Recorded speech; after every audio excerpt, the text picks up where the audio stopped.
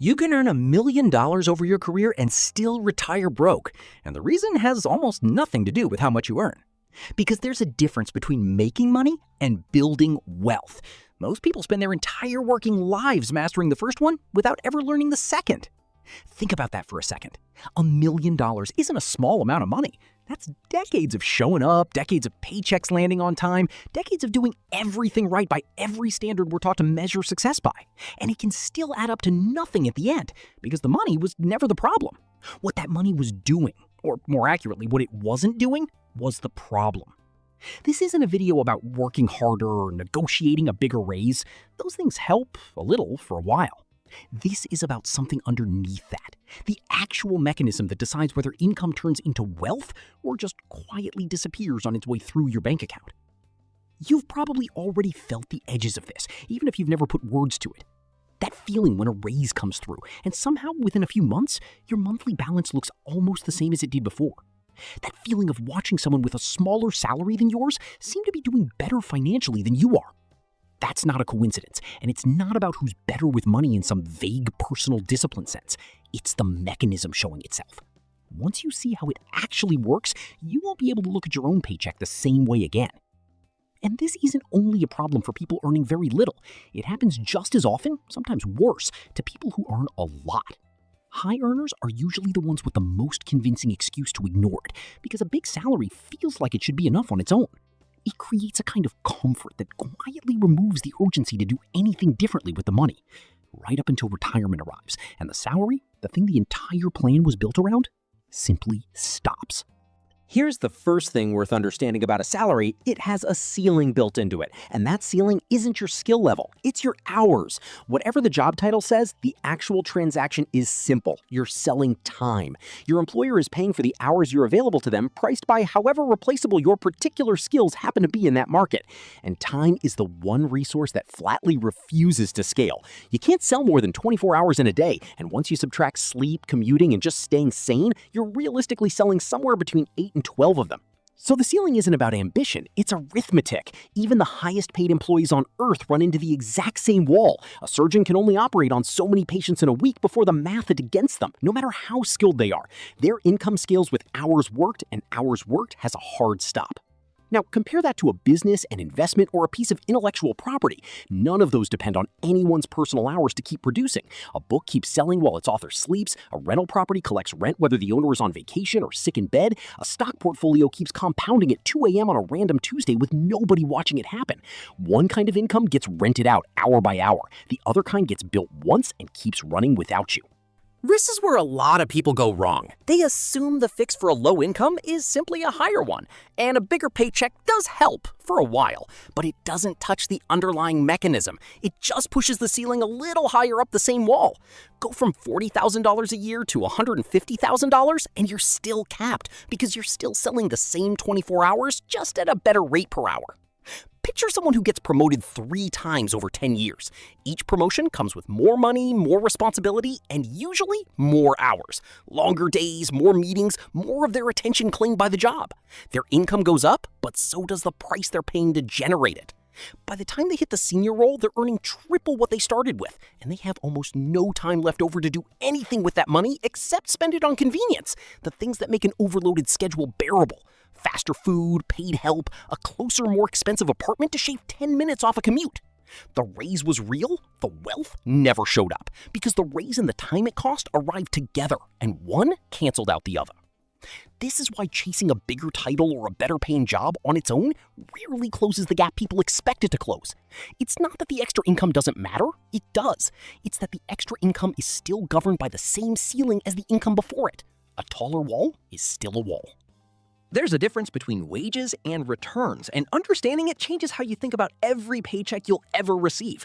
Wages are income you generate by continuing to work. The moment the work stops, the income stops with it. It doesn't matter how skilled you are or how senior your title is. A wage only exists while the labor producing it keeps happening. That's the deal, and it's a completely reasonable one. You trade hours, you get paid for those hours. Nothing more, nothing less.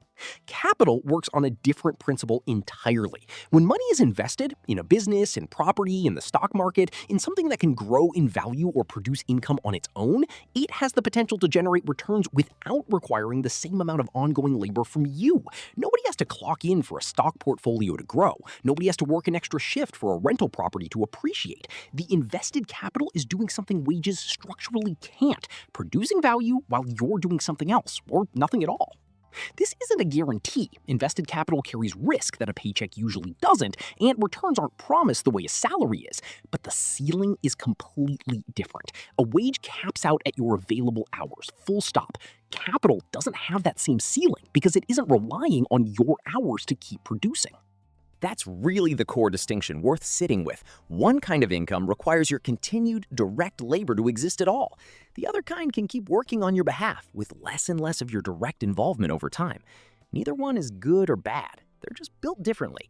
And most people spend their entire financial life only ever building the first kind. Here's a simple way to see the difference in practice. Imagine a nurse who picks up extra overtime shifts to earn more money. A completely reasonable, common decision. Every extra dollar she earns costs her an extra hour of her body, her sleep, her time away from everything else in her life. Now imagine a landlord who owns a small rental unit.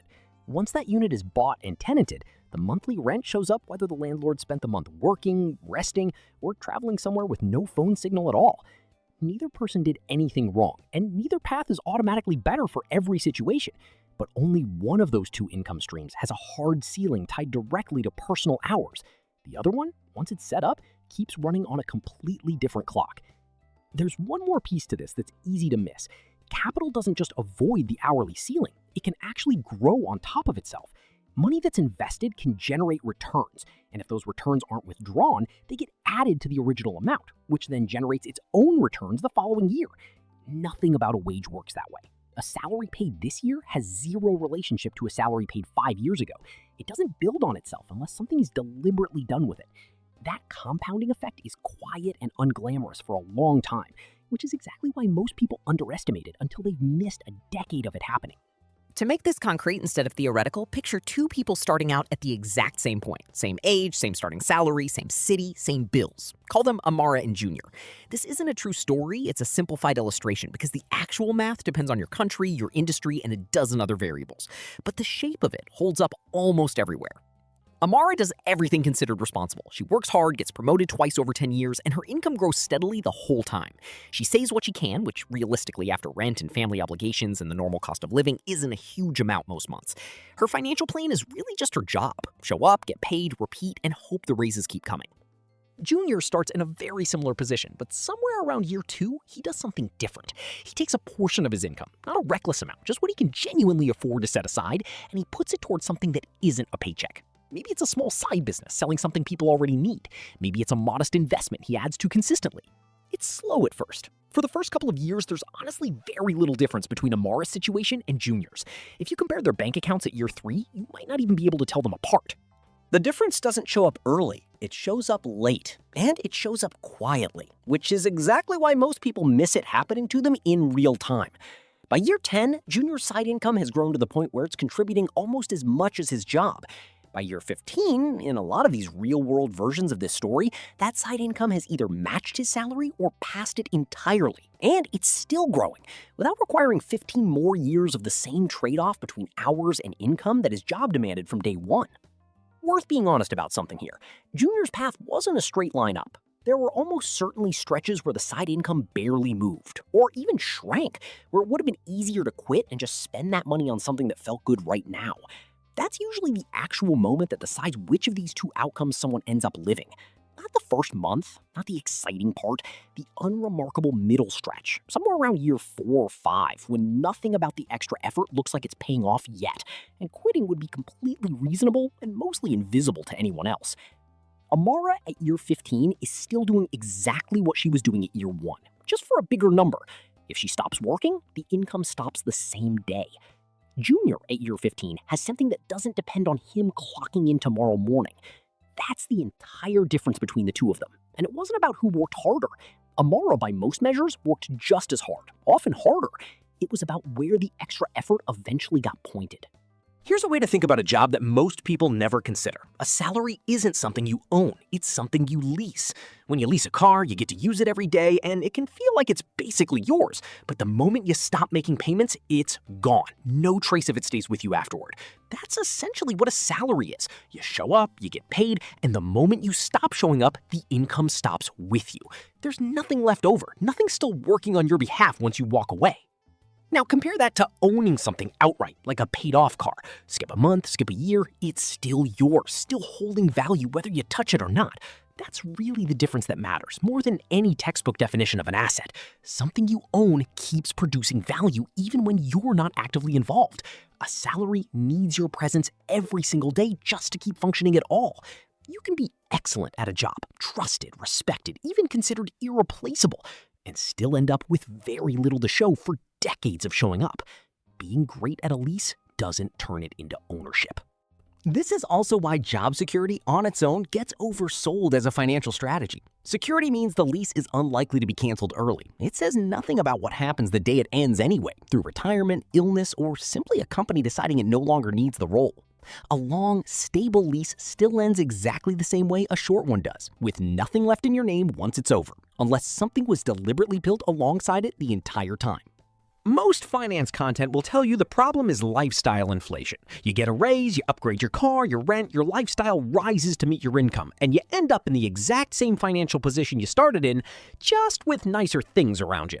That's true, it happens constantly. But it's not the root problem, it's a symptom of a deeper one. Lifestyle creep happens because a salary gives you no reason to think long-term. Money arrives every month like clockwork, so your brain treats it like a renewable resource instead of a finite one that has to be redirected somewhere it can grow. If your only relationship with money is it shows up, I spend it, it shows up again, you never build the muscle of asking where a dollar could go instead of where it usually goes. An owner thinks differently, not because they're smarter or more disciplined by nature, but because their income isn't guaranteed to arrive on a schedule. A business owner might have a slow month and a great month. That uncertainty forces a completely different relationship with every dollar. Every dollar either gets reinvested to make the business stronger or it gets protected because next month isn't promised. Scarcity, even the manufactured kind that comes from irregular income, builds a sharper financial mind than a predictable paycheck ever will. This is the uncomfortable part. The very stability that makes a salary feel safe is the same thing that makes it so easy to stay financially stagnant inside of it. Predictability removes Urgency. And without urgency, most people never make the shift from spending money to deploying it. You can see this play out almost identically across completely different income levels. Someone earning $2,000 a month and someone earning $10,000 a month can end up in the exact same trap, just with different price tags attached to it. The person earning $2,000 upgrades from a shared room to their own apartment. The person earning $10,000 upgrades from a modest car to a luxury one. Different numbers, same behavior. Every increase in income gets absorbed by an equivalent increase in outflow, and the gap between what comes in and what's left over at the end of the month never actually widens. That gap, not the income itself, is the only thing that can ever be turned into ownership. None of this means quit your job tomorrow. That's reckless advice dressed up as motivation. And if a video tells you to walk away from your income with nothing lined up behind it, that video is trying to entertain you, not help you. What actually separates people who build wealth from people who stay comfortably stuck isn't the size of the paycheck, it's what the paycheck is used for. The first move is treating your salary as fuel, not as a destination. A salary was never meant to be the finish line. It was meant to be the capital you use to buy your way into the second kind of income, the kind that doesn't require your hours. That could be an index fund that compounds without you. That could be a small side business that eventually runs with systems instead of your personal time. That could be a rental property, a stake in someone else's company, or intellectual property that keeps selling long after you built it. The vehicle matters less than the principle. Every dollar from a lease should be used to buy a piece of ownership. It doesn't need to be a large percentage of your income to start working. Even a small, consistent portion redirected every single month without exception changes the entire equation over enough time. Because you're no longer relying purely on the ceiling of your hours. You've opened a second track that doesn't share that ceiling at all. And the two tracks together can move you somewhere your salary alone never could, no matter how many raises you get on it. The second move is protecting time before protecting money. This sounds backwards, but it isn't. Money can be replaced. Time cannot. The moment someone gets a raise, the instinct is usually to spend the extra income on comfort. The better instinct is to spend it on buying back hours, hiring out a task, automating something, cutting a commute, because every hour reclaimed from the lease is an hour that can go toward building something you actually own. This doesn't mean living like you have no money the moment it arrives. It means being deliberate about the order things happen in. Comfort spending isn't the enemy here either. The problem is only when it happens first, automatically, before anything gets set aside for ownership. Flip that order, even slightly, and the entire trajectory of the next 10 years changes, without requiring a bigger salary to make it happen. The third move is refusing to let a stable paycheck become a permanent identity. A job is a tool for accumulating starting capital. It's not supposed to be the whole plan. The people who escape the lease are the ones who never let the comfort of the paycheck convince them the paycheck was the goal. None of these three moves require a large income to start. They require a decision about direction, made early and repeated consistently, long before the amounts involved are impressive enough to talk about. Junior, from the earlier example, didn't start with some large sum of money. He started with whatever small amount he could set aside without putting his basic stability at risk, and he kept pointing it in the same direction for over a decade before it became visible to anyone watching from the outside. That's usually what it actually looks like in real life. Unremarkable for a long time, and then, eventually, not. Go back to that person from the start, the one who could earn $1 million over a career and still retire broke. That was never really about the number. $1 million is more than enough to build real, lasting wealth if it's pointed in the right direction. The problem is, almost none of it usually gets pointed toward ownership. Most of it goes out the same way it came in, to rent, to bills, to a lifestyle that quietly grows exactly as fast as the income does. And once it's spent, there's nothing left standing behind it. Think back to Amara and Junior. Neither of them did anything dramatic. Neither of them got lucky or took some reckless leap that happened to pay off. The entire 15-year gap between where they ended up came down to a small, boring, repeated decision that one of them made and the other one didn't. The decision to send a piece of every paycheck somewhere that didn't need him to keep working in order to keep growing. Amara kept sending hers somewhere that needed her showing up every single day, just to stay exactly the same size.